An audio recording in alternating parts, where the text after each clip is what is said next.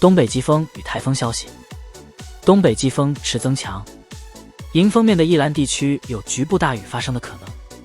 嘉南地区清晨时段有局部雾或低云产生，影响能见度，行车要注意安全。在中太平洋附近的24号台风山猫，11月14日上午10点中心位置在北纬25度，东经166度，位于威克岛以北600公里处，中心气压1002帕，风力8级，轻度台风，在过去6小时内以中心时速70公里，热带风暴级别，时速21公里的速度向北北西移动，近中心最大风速每秒18公尺，瞬间最大阵风每秒25公尺，7级风暴风半径80公里。未来趋势：山猫台风在副热带高压的西侧转向东北走向，